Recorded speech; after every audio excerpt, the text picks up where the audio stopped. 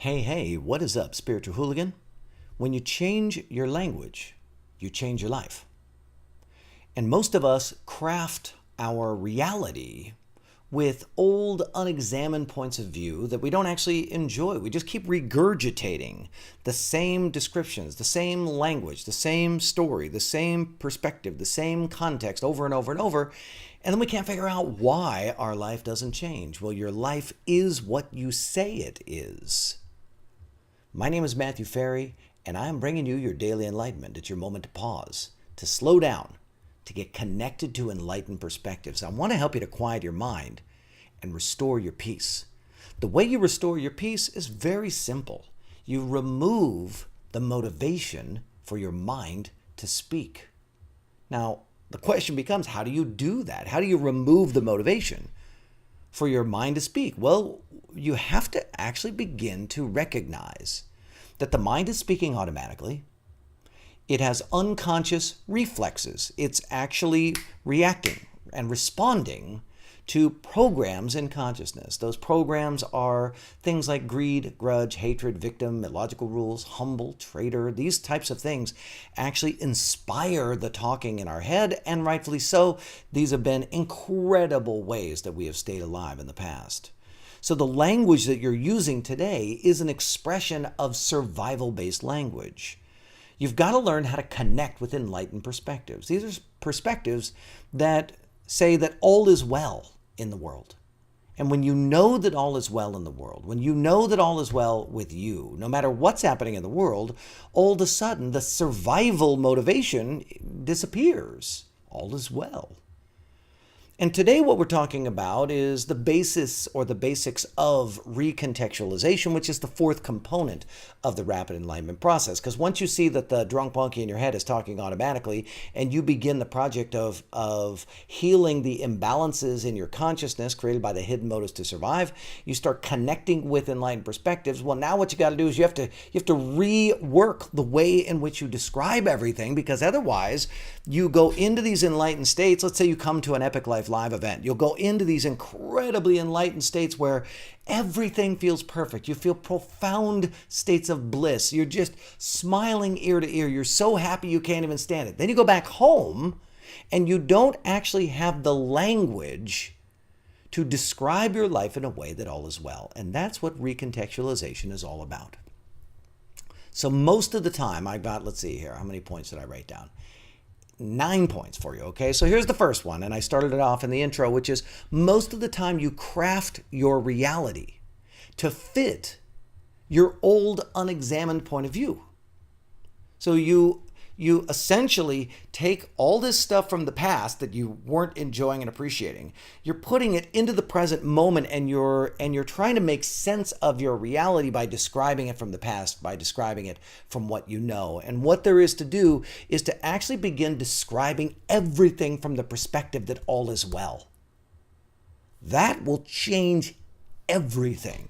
If your intention is to describe everything from the perspective that all is well, your mind will go quiet. You will experience profound states of peace, and you will ascend into what is traditionally called enlightenment. Now, number 2, I wrote down, your level of consciousness in our process together has gone up. And what that means is when your consciousness goes up, it means that you're aware of more, so you're able to see more of life. You see, oh, wow, all this stuff is really me. It's just my responsibility. It's the way that I'm describing it. You're having this awareness. And then the second part of consciousness going up is acceptance. You have to, though you can see more, accepting it is quite a project. But here's what happens. You've been dealing and playing with the daily enlightenment, and maybe you've been reading my books and going to my seminars and you're part of my mastermind or whatever it is.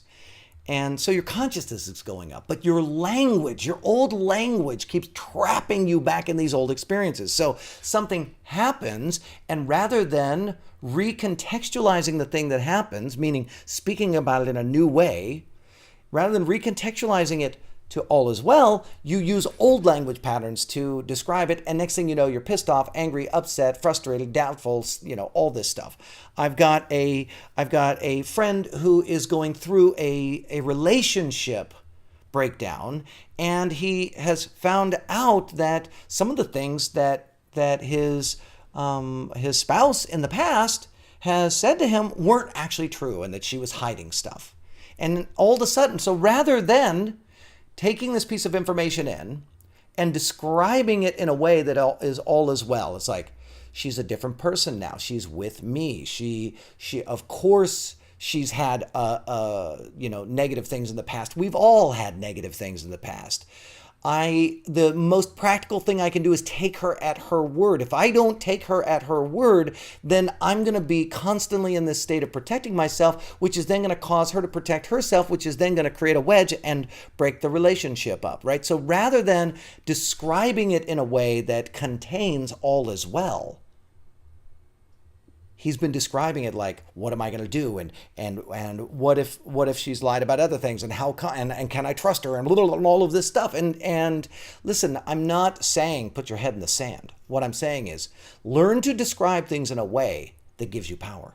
Recontextualization is the skill of describing the conditions and circumstances of your life in a way that creates an empowering reality for you.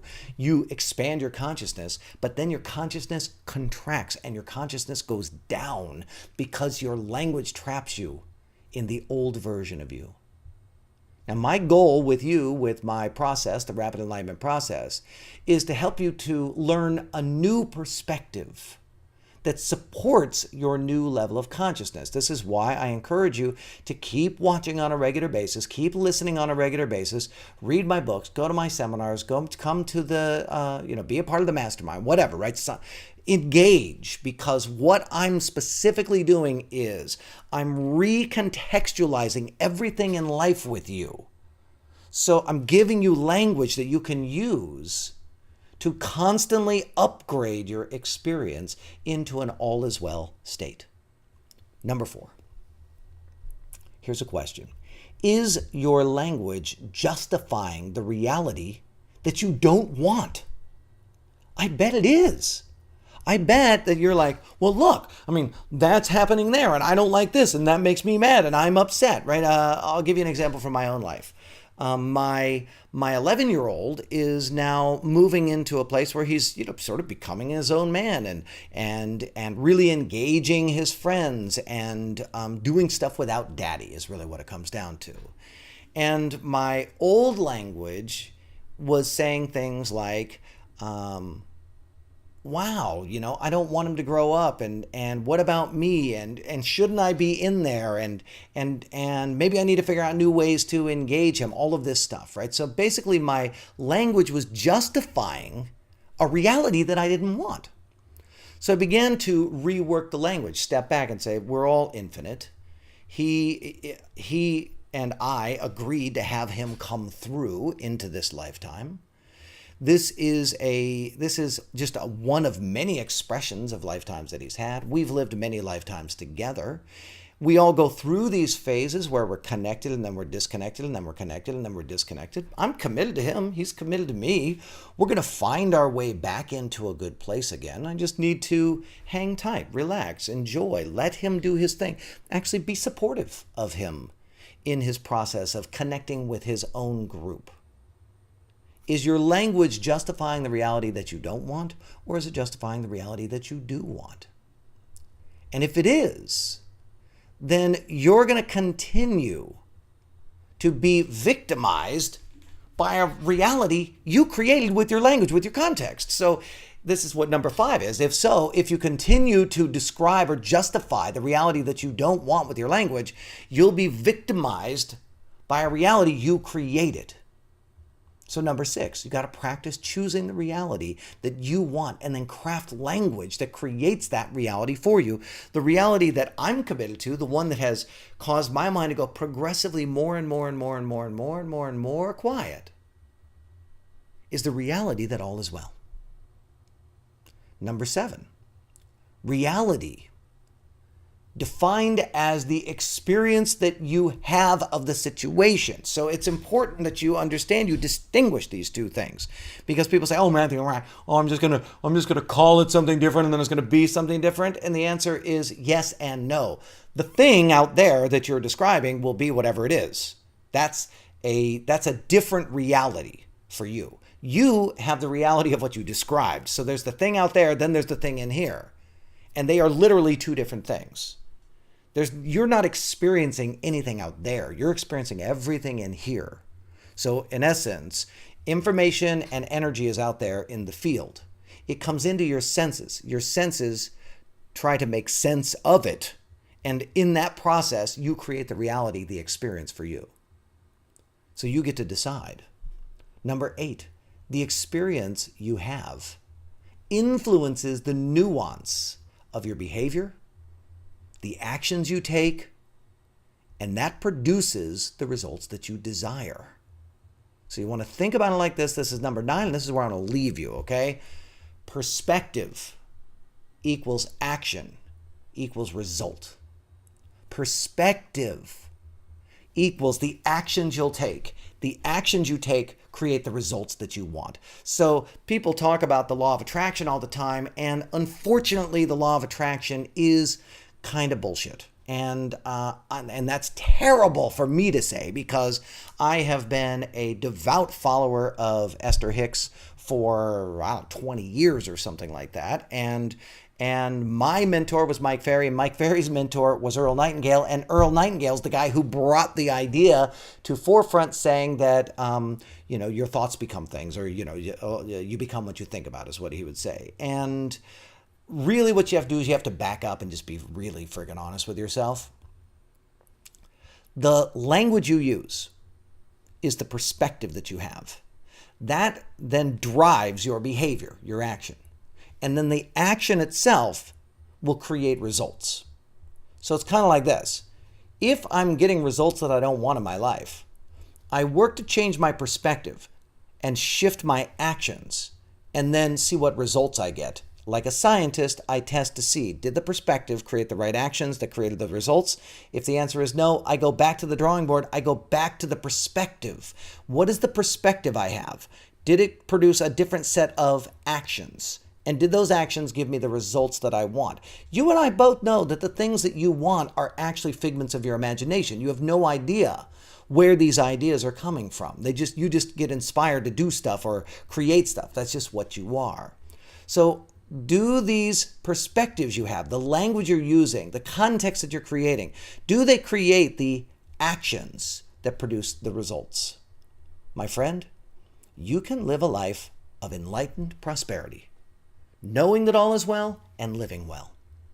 And the way you do that is through the 4 steps of the Rapid Enlightenment Process. So I want to know what you're thinking. Will you leave me a comment? Tell me what your perspective is on this. Give me your feedback. I want to understand, just like, type in real fast a aha that you had from this. Like this Daily Enlightenment, please. Share it with the people that are important for you. You can also subscribe to my channel, and you can come over and join us in the Spiritual Hooligans Facebook group. My name is Matthew Ferry, and I am the author of Quiet Mind, Epic Life.